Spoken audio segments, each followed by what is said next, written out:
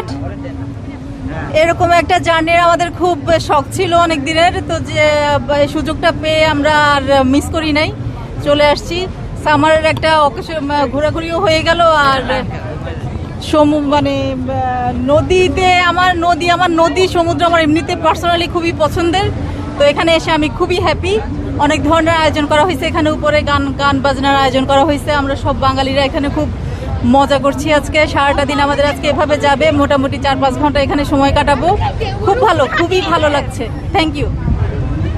হ্যাঁ বন্ধুরা, আপনারা দেখতে পাচ্ছেন আমরা এখন যারা আমার বন্ধুরা সাথে এসেছিল তাদের কিছু সাক্ষাৎকার নিয়েছি। অলরেডি কিন্তু শিপ এখন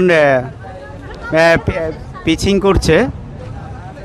আপনারা দেখতে পাচ্ছেন সামনে যেটি দেখছেন সেটি হচ্ছে ম্যানহাটন। আমরা অলরেডি ম্যানহাটনের দিকে এগিয়ে যাচ্ছি।